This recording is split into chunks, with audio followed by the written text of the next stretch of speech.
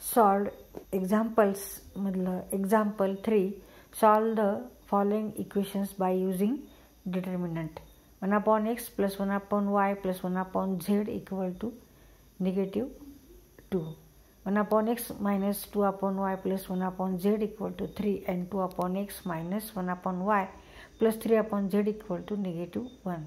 आता हे तिन्ही लिनियर इक्वेशन्स आहेत where x, y, z are variables. तर ह्या इक्वेशन्समध्ये x, y, z हे व्हेरिएबल्स आहेत.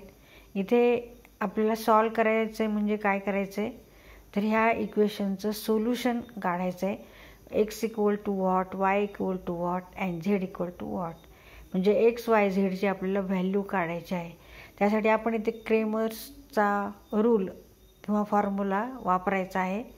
तर क्रेमर्सच्या रूलनुसार x equal to dx upon dy, y equal to dy upon d and z equal to dz upon d, where d is determinant, dx is also determinant, dy and dz are also determinants. तर इथे मात्र x हा 1/x आहे म्हणजे x is at denominator. तर इथे x हा छेदस्थानी आहे, y पण छेदस्थानी आहे आणि z पण छेदस्थानी आहे. त्यामुळे आपण इथे हे इक्वेशन सोपे व्हावे ह्यासाठी आपण काय करणार आहोत तर put p equal to 1/x and q equal to 1/y and r equal to 1/z. तर ह्यामुळे हे इक्वेशन सोपे होणार आहेत सॉल्व करण्यासाठी.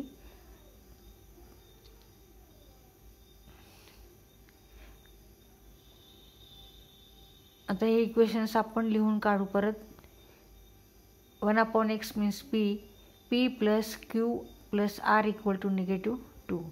आता सेकंड इक्वेशन लिहू. 1/x means p minus 2/y means 2 into 1/y, but 1/y is q, therefore 2/y means 2q. So p minus 2q plus r equal to 3. 2/x means 2 into 1/x means 2p. 2p minus q plus 3r equal to -1. 3/z means 3 into 1/z, but 1/z means r, therefore 3/z means 3r. आता हे तीन equations आहेत, हे linear equations आहेत आणि इथे p q r are नाव variables. तर इथे आपण बाय क्रेमर्स रूल नुसार p equal to dp upon d, q equal to dq upon d, r equal to dr upon d.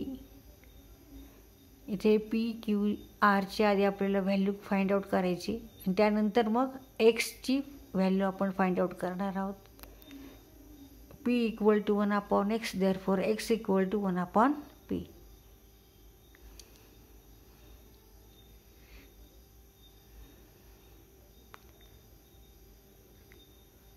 Therefore d equal to, now take coefficient of p, q and r.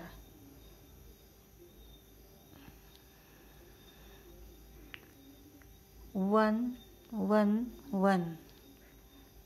-2, 1, 2, -1, 3. आता इथे हा determinant expand करायचा आहे, expansion formula वापरायचा आहे आणि d ची value काढायची. आता इथे आपण फर्स्ट रोमध्ये जे एलिमेंट्स आहेत ते घ्यायचे आणि ते मल्टिप्लाय करायचं. 1 नी मल्टिप्लाय करायचे remaining elements which are not in first row and first column. Now remaining elements are -2, 1, -1 and 3. इथे हा स्मॉल डिटर्मिनंट तयार होते सेकंड ऑर्डरचा. हा इथे आपण सॉल्व करणार आहोत आणि त्याला मल्टिप्लाय करायचे 1 ने. -2 into 3 -6 minus take cross multiplication and subtract. तर -1 × 1 -1. आता 1नी मल्टिप्लाय करायचे सेकंड कॉलममधला फर्स्ट रोमधला एलिमेंट 1नी मल्टिप्लाय करायचं. Take remaining elements which are not in first row and second column. मग 1 in bracket 3 - 2 plus 1 take remaining elements which are not in first row and third column. त्याचा हा second ऑर्डरचा determinant तयार झाला. Take cross multiplication and subtract 2 × -1 -1 minus 2 × -2 means -4. तर हे आपण solve करून घेऊ. 1 इन ब्रॅकेट -6 निगेटिव्ह एकम यार positive. Multiplication of 2 negative number equal to positive. 2 ऋण संख्यांचा गुणाकार धन येतो, धन असतो. -1 3 - 1 1 plus 1 in bracket -1 negative Ekam positive. ते परत सॉल्व करून घेऊ. -6 + 1 means -5 -1 × 1 -1 1 + 4 5 5 × 1 -1 + 4 means 3 3 × 1 3 -5 -1 -6 + 3 -3. Therefore value of D is -3 or -3. D equal to -3 or -3.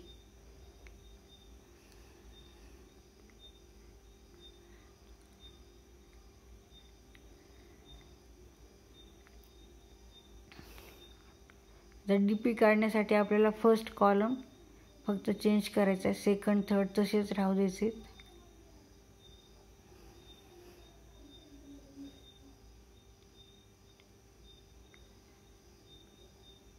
First कॉलममध्ये D1 D2 D3 म्हणजे -2 3 आणि -1 घ्यायचं आहे. आणि परत इथे एक्सपान्शन फॉर्म्युला वापरून एक्सपांड करायचं आहे.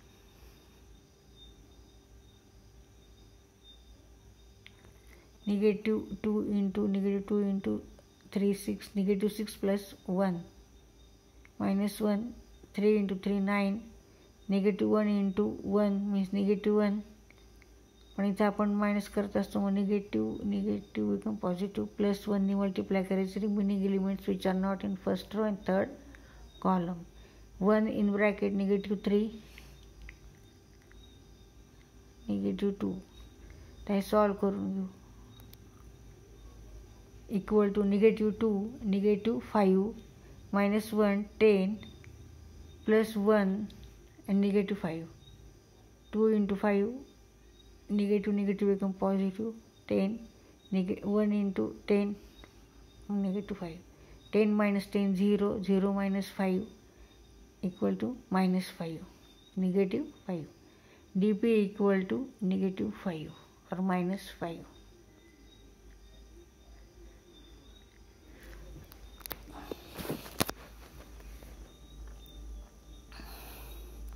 आता DQ काढू.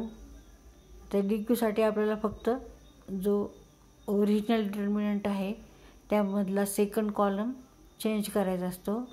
बाकी remaining elements are same. -2 3 and -1. तर परत आता जसं आपण हा सॉल्व केला एक्सपान्शन फॉर्म्युला वापरून तसंच हा आपण एक्सपांड करू. 1 × 3 × 3 9 minus -1 × 1 means -1 and negative become positive plus 1. Now -2 पण मायनस घ्यायचे minus into -2. Now negative become positive, so take +2. Now take remaining elements which are not first row and second column. 1 × 3 3 2 × 1 2 3 - 2. आता 1नी multiply करायचे remaining elements which are not first row third column. मग 1 -1 in bracket -6. आता हे पण solve करून घेऊ. 9 + 1 10 10. 3 minus 2, 1. 2 into 1, 2. Negative 1, negative 6, negative 7. Minus 7. Minus 7 into 1, minus 7. Now 10 plus 2, 12. 12 minus 7, 5. dq equal to 5.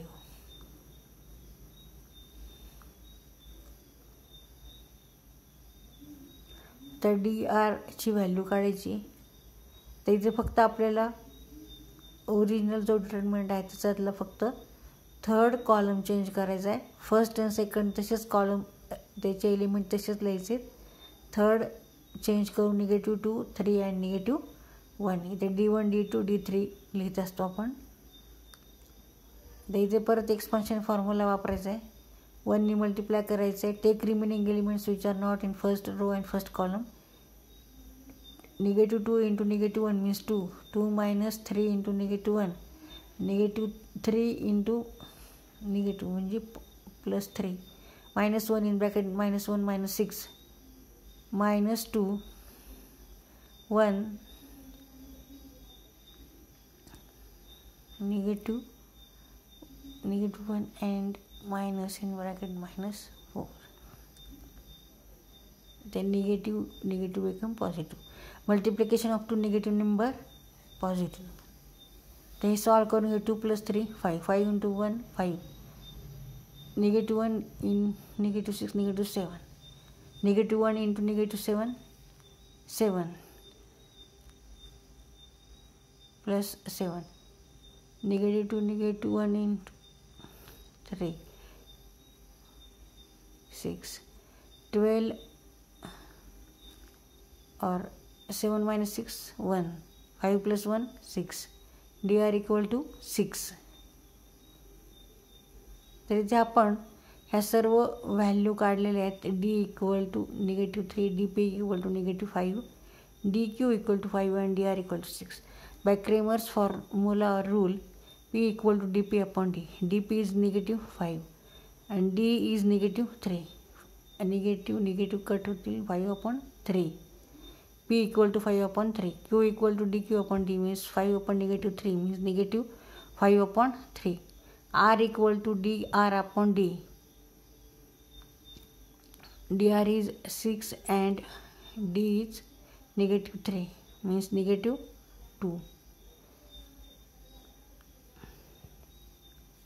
x equal to 1 upon p. Therefore 1 upon 5 upon 3 means 3 upon 5. X equal to 3 upon 5. Y equal to 1 upon Q means 1 upon -5 upon 3 means -3 upon 5. And Z equal to 1 upon R means 1 upon -2.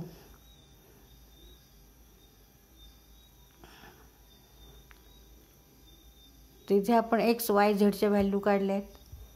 x equal to 3 upon 5, y equal to -3 upon 5 and z equal to -1 upon 2 are the solution of given equation.